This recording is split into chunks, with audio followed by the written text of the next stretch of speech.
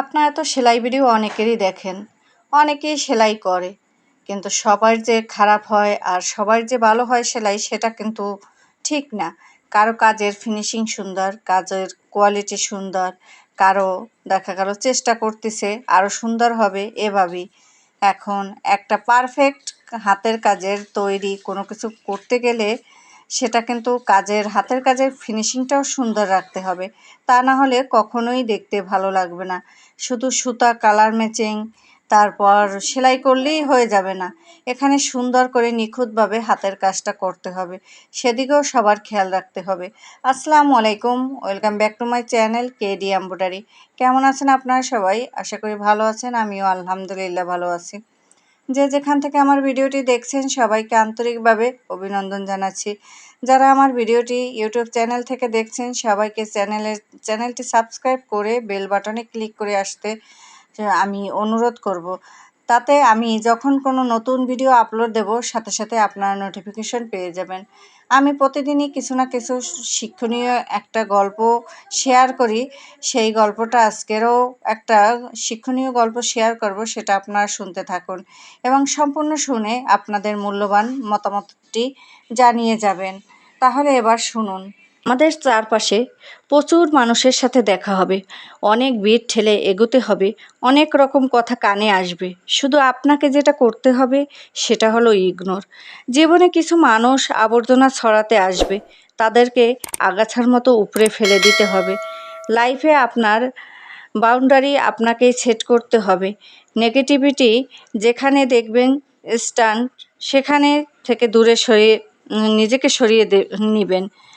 শুনতে খারাপ হলেও আপনার কাছে অনেক মানুষ আপনাকে খারাপ দেখতে চায়। তারা চায় সহানুভূতি নামক মলমের তলে একটু কাটা গায়ে নুন ছিটাতে। আপনি সিম্পলি সেই সুযোগটাই দেবেন না। অযথা তর্কে যাবেন না, বোঝাতে যাওয়ার কোনো প্রয়োজন নেই। আপনার সামনে কেউ যদি বলে আপনি মূর্খ, তাই মেনে হাসি দিয়ে বেরিয়ে আসুন। ওই যে সময় আর এনার্জি বাঁচিয়ে নিলেন, ব্যাস কেল্লা ফতে। যে যা বলছে শুনে নিন আর মুচকি হেসে শির দ্বারা সোজা করে নিজেকে সিদ্ধান্তটা নিজেই নিন। যারা নিজের সিদ্ধান্ত নিজে নিতে পারে তারা আসলেই জীবন চেনে বোঝে। আপনাকে নিয়ে যখন বাকিরা সমালোচনা করতে ব্যস্ত থাকবে, আপনি ঠিক সেই সময় গাছ লাগান, ঘরে আসুন, রং তুলি নিয়ে ক্যানভাস সাজান, বাড়ি গোছান, গল্প পড়ুন, আরও দুটো সাহিত্য পড়ুন, নিজের পুরনো ফটো দেখুন, ব্যাডমিন্টন খেলুন, ফটো তুলুন, চা খেতে বেরিয়ে পড়ুন, নামাজ পড়ুন, পুজো করুন। মোট কথা তাদের কথায় রিয়্যাক্ট করবেন না।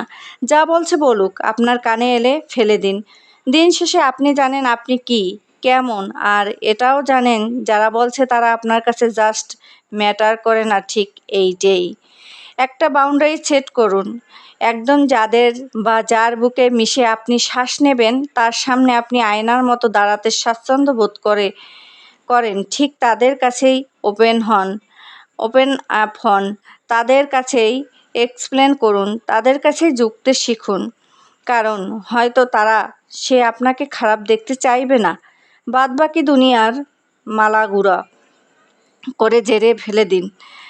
একটা কথা মাথায় রাখবেন, জীবনে অনেক সুন্দর, আপনি যে জীবনটা বাঁচতে পারবেন সেটা অনেক সুন্দর। আপনাকে শুধু মাঝে মাঝে গজিয়ে ওঠা আগাছাগুলো মিটিয়ে ফেলতে হবে, অথবা কোণে কাটাবুজোর দেখতে পেলে সাইড কাটিয়ে চলে আসতে হবে। সব কিছুর উত্তর দিতে নেই, সব কিছুতে রিয়েক্ট করতে নেই, সবাইকে বোঝানোর কোনো প্রয়োজন নেই। এগুলো বাদ না দিতে পারলে লসটা আপনারই। বুঝলেন তো? আমার এই কথাগুলো আপনার কাছে কেমন লাগলো? আপনাদের মূল্যবান মতামতটি আমাকে জানিয়ে যাবেন। আর আমি এখানে হেজাবে কাজ করতেছি, আমার ছোট মেয়ের হেজাবে সেলাই করতেছি। দেখেন কত সুন্দর করে সেলাই দিচ্ছি, আর কাজের ফিনিশিংটা কতটা সুন্দর হয়েছে বা আপনাদের কাছে কতটা ভালো লেগেছে সেটা আপনারা মতামত দিবেন। সেখানে আমি কিছু না, কারণ কাজের ফিনিশিংয়ের কোনো শেষ নেই। যে যত কাজ করবে ভালো, ততই দেখতেও ভালো লাগবে সেলাই কাজও ভালো লাগবে। তাই বলছি কাজের কথা আপনারাই বলে দিন, সেটা আমার কিছু বলার দরকার নাই। তবে আমি চেষ্টা করেছি যতটুকু মেয়ের জন্য একটা সুন্দর হেজাব তৈরি করার জন্য, সেলাই করে হাতের কাজ করে যখন একটি সুন্দর হেজাব তৈরি করব তখন দেখতেও অনেক ভালো লাগবে। আমি আপনাদের হেজাবটি সম্পূর্ণ দেখাবো, তাই আপনার সাথে থাকবেন, ঘুরিয়ে ঘুরিয়ে দেখাবো, একটু ওয়েট করেন। সুতাটা কেটে তারপর আমি সব ভিডিওটি দেখাবো হেজাবের। কারণ আমি আগে জামা করেছি, পায়জামা করেছি, এখন হেজাবটা বাকি আছে। হেজাবটাও কমপ্লিট হয়ে গেলে তা আপনাদের সম্পূর্ণ ভিডিওটা আমি দেখাবো কি সুন্দর হয়েছে কাজ। এই যে আমি আঁকাটা আমার দেখা গেল কিছু কিছু মাঝে মাঝে এলোমেলো হয়ে গেছে, আমি কিন্তু ওটা অত ঠিক করি না, আমি একবারে সোজা করে নিতে পারি সেলাইয়ের সময়, আমার অতটা সমস্যাও হয় না। এই যে দেখেন পাশে আমি চারো পাশ একদম গোল করে রাউন্ড করে ঘুরিয়ে ঘুরিয়ে এই ডিজাইনটা ড্রয়িং করেছি এবং সেলাইও করেছি। সেলাই প্রায় অর্ধেকের মতো হয়ে গেছে। এই দেখেন সেলাইয়ের পর আরও ভালো লাগতেছে আমার কাছে। আপনাদের কাছে কেমন লাগে সেটাও জানিয়ে দেবেন। এরকম একটি হেজাব আপনাদের বাচ্চার বা আপনার ঘরের সোনামণির জন্য আপনি বানিয়ে দিতে পারেন, নিজের হাতে শখ করে সুন্দর করে একটি হেজাব তৈরি করে দিতে পারেন। তাহলে ওদের যদি হেজাবটা পছন্দ হয়, ছোট বাচ্চাদের ওরা কিন্তু হেজাব পরতে চায়, তাহলে আপনারা হাতে কাজ করে দিতে পারবেন। হ্যান্ড এমব্রয়ডারি এটা আজ এই নতুন না, এটা বহুত বছর আগে থেকে পুরানো দাদি নানিরা সবার কাছে কিন্তু হ্যান্ড এমব্রয়ডারি একটা পছন্দের কাজ। কারণ হ্যান্ড এমব্রয়ডারি এটা ম্যাক্সিমাম মানুষ পছন্দ করে। অনেকে যারা করতে পারে কাজ তারাও পছন্দ করে, আর যারা কাজ না করতে পারে তারাও ভীষণ পছন্দ করে।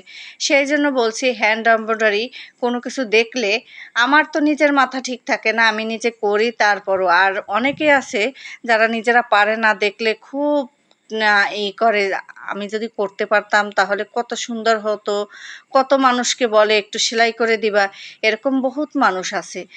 তাদেরকে বলছি আপনারা এত মানুষের হাতে পায়ে রিকোয়েস্ট না করে, আপনার যদি ইচ্ছে হয় যে আমি একটা কিছুতে কাজ করব, আপনি এরকম ইউটিউবে ড্রয়িং ভিডিও তারপর সেলাই ভিডিও দেখে আপনি আস্তে আস্তে অল্প অল্প করে করেন, তাহলে দেখবেন কাজের ফিনিশিংটা সুন্দর হবে।